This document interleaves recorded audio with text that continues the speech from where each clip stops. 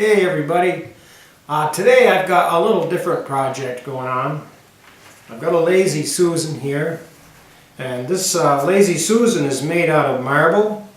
I don't work much with marble here, but I had a good customer stop by and he really wanted to know if I could help him out with this. Now the problem they're having with this Lazy Susan is the base has come unglued from the top. And it has, your bearings here. And of course your base just glues onto those bearings. Where the bearings glue on to the top part though is in good shape and still holding just fine. So what I'm going to do is I'm going to scrape some of the old glue or adhesive. I don't know what they used on this at the factory, but whatever it is, I'm going to scrape it off. And I'm going to use some System 3 epoxy on this. They didn't use a whole lot of epoxy on this to begin with, so there's not a whole lot of scraping that I have to do, but I'm just going to use a chisel.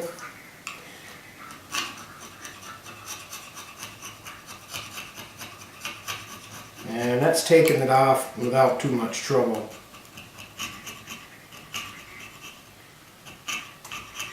So I'm just going to continue doing this, and I'm going to work around the whole piece. Then I'm also going to scrape what I can get off of the marble base as well.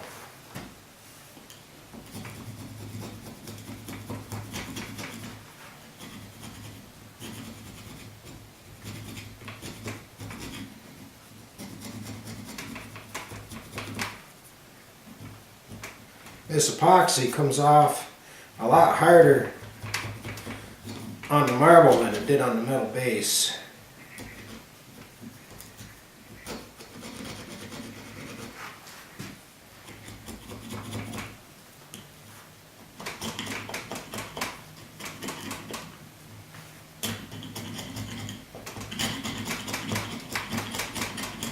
And once I get the majority of this off, both on the base and on the bearings, I'm going to go over it with some sandpaper and rough it up and get what I can't get with a chisel.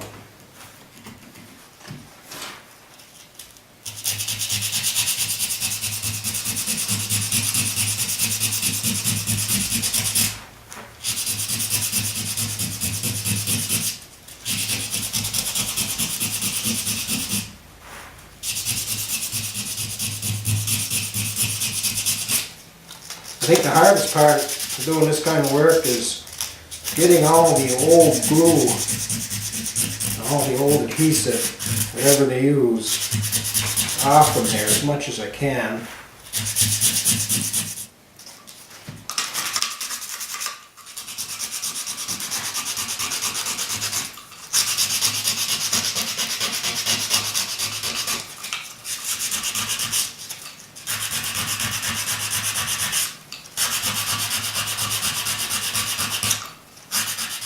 I've got the majority of the old adhesive off here now. What I'm going to do is I'm going to mix up the epoxy and glue these back together. I've used the System 3 epoxy in past videos. You may have watched some.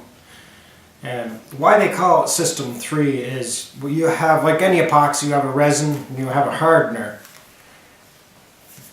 And the resin is always the same, but the hardener comes in 3 different versions. I'm using number 1, which is for cold climates or cold temperatures. Right now it's winter time and it's a little cool out in my shop, so I'm going to use the hardener that is designed for cooler temperatures. They also make a number 2 and a number 3. Each hardener is for a different temperature setting that you might be working with. I've had really good luck with this epoxy. It's used mostly for boat building, and it works real good for boat building, and I've had real good luck with it in my furniture making and also in a lot of furniture repair, where the repair is usually more than what I can do with just glue. Now I have found in the past that you got to get your mixing parts pretty close. and it's 1 part hardener to 2 parts resin. If you don't get your ratios just right, it doesn't like to harden and it'll just kind of stay gooey. If you're buying this in larger quantities, like I believe it's in the gallons, you can get a pump for each one of these, and that makes measuring out your ratios a lot easier. And I wish they made the pumps for the smaller bottles, because I just don't use it enough to justify the cost of a gallon. This amount that I have here would last me a couple of years probably. And so what I have found that works for me is I just use the caps for measuring. They're both the same size approximately, or close enough. So I just use the caps for measuring, and you want to be careful you don't mix up your caps and end up gluing the cap onto your bottle.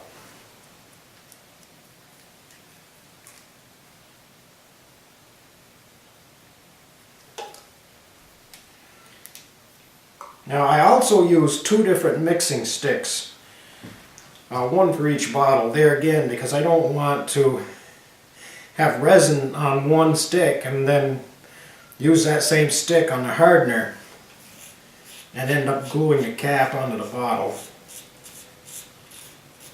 But I usually take my stick and just get as much out of the cap as I can.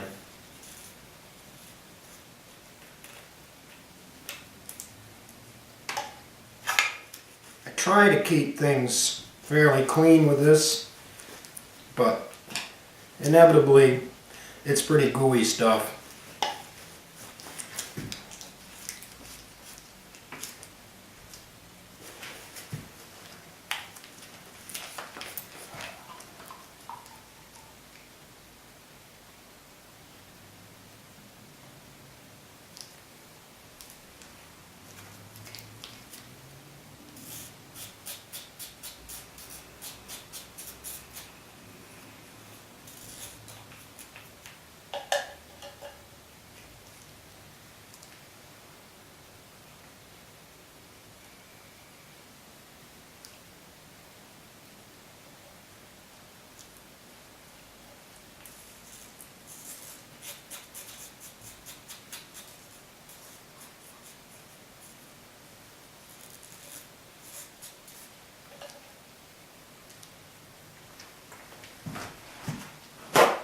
Also, when cleaning the caps out, once again, you want to make sure you use a different rag or a different piece of paper towel so you don't end up gluing your cap on.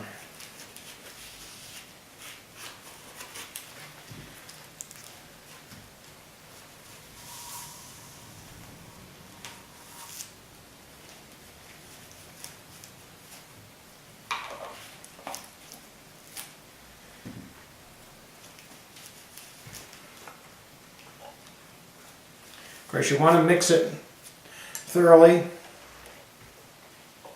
without whipping too much air into it. I made some serving trays several videos back now. I'm not sure how many. I'll put a link in the description if anybody wants to watch that video. But I show how I use this epoxy system to fill the knot holes in those serving trays.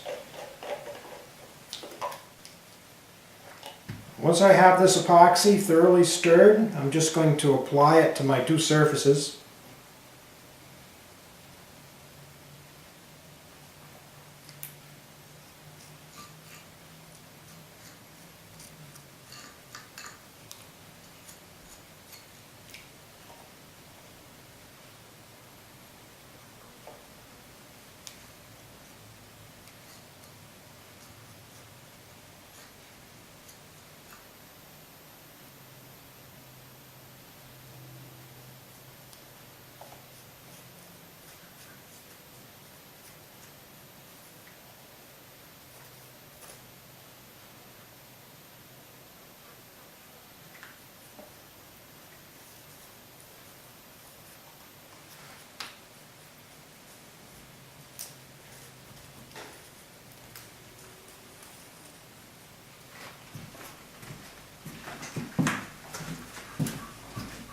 I want to make sure that I don't have any epoxy out on these other surfaces. Of course, I don't want to glue these together.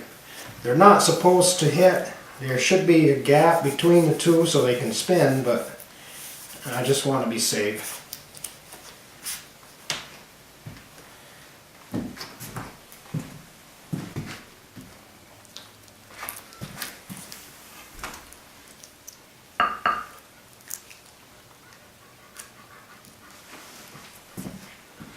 I'm going to put some paper down under here just to make sure any epoxy that drips off of my joint doesn't end up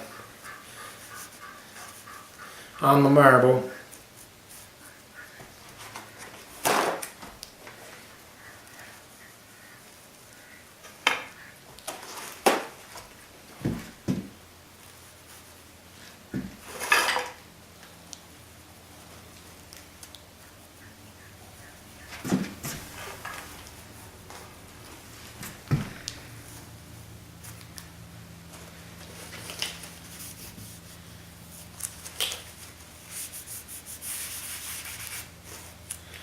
I'm going to put some weight on there so that it gets good even pressure.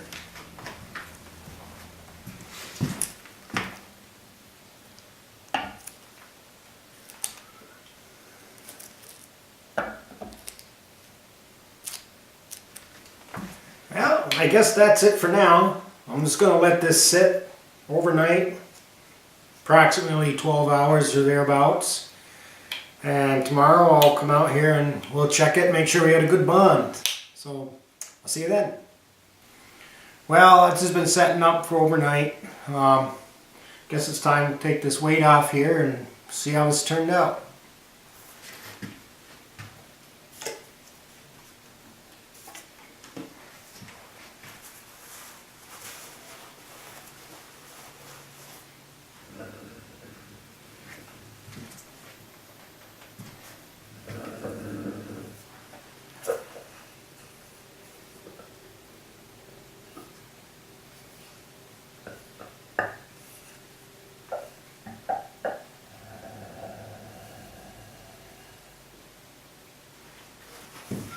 Yeah, it looks like that came out pretty good.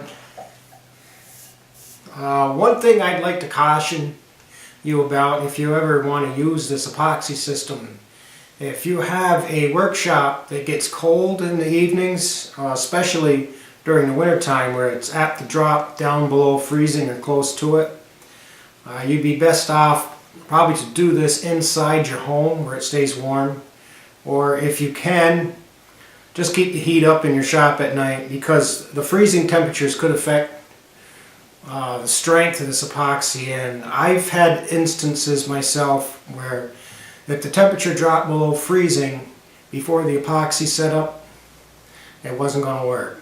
So just one thing to keep in mind, and thanks for watching.